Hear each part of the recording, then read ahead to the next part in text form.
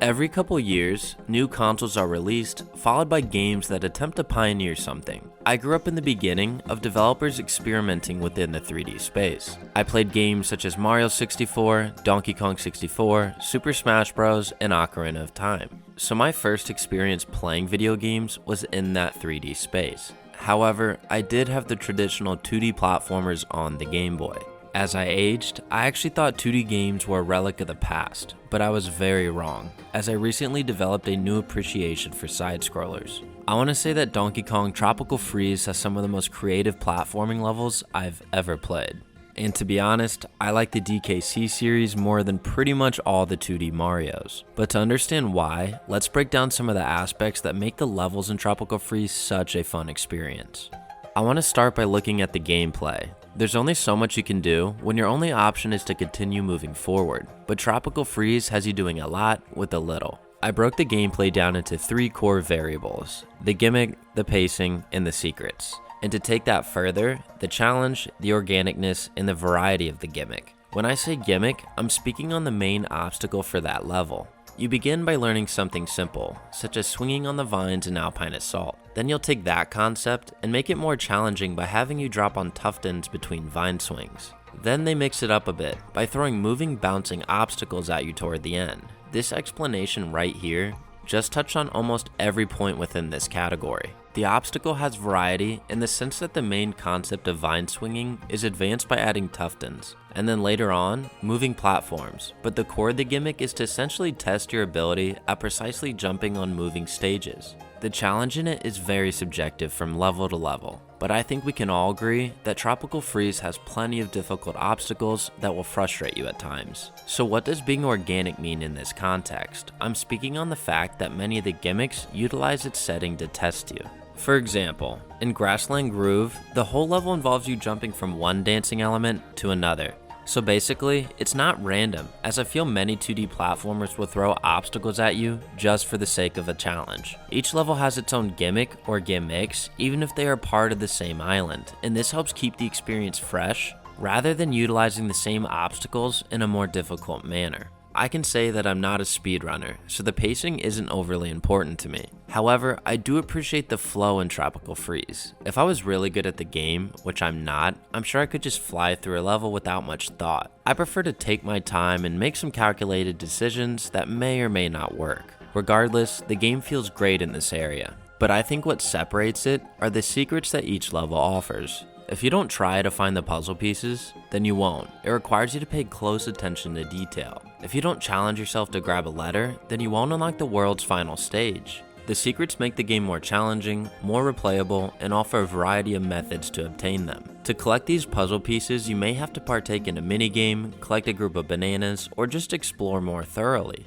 I had a great time learning the methods of collecting these, and even though the reward isn't anything substantial, I'm someone that appreciates things like concept art, so I always would attempt it. Other 2D platformers may have some exploration, but usually it's nothing worth going back for unless you're a completionist.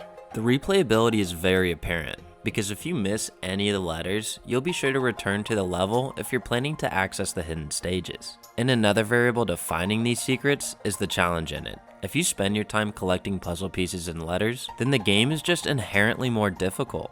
For a 2D platformer, I've never felt so rewarded going out of my way to collect items, whether it be to unlock a stage or just to have some visually pleasing art. The concept art also displays another unique aspect of Tropical Freeze, and that's the lively atmosphere the game creates.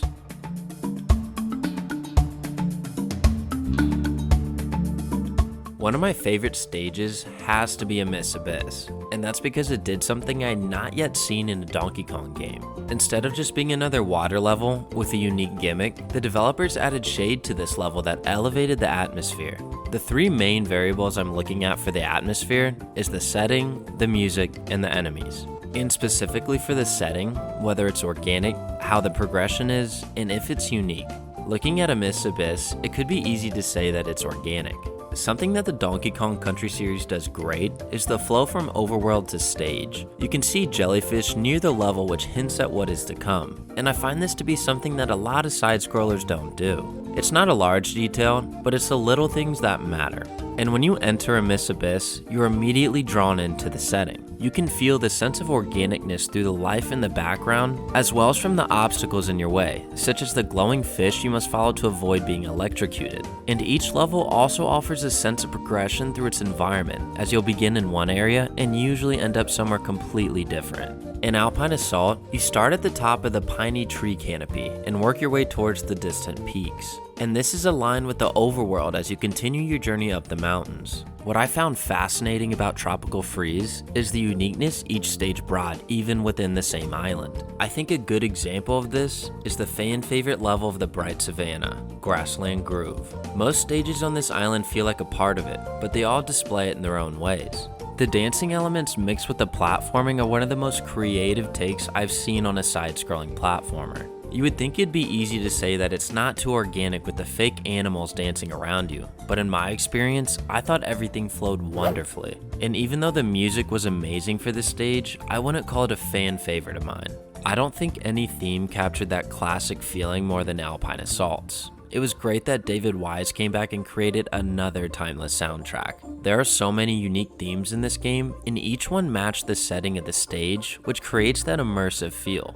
And the last thing I would like to touch on that I believe goes largely unnoticed is the importance of enemies and how they match the theme of the level. Every island has their own branch of enemies native to that area. You have the cheesy chesters in Autumn Heights, the porcupines in the Bright Savannah, and the toucans in the Juicy Jungle. To go along with them, you also have the neutral enemies in the Snowmads that appear on every island.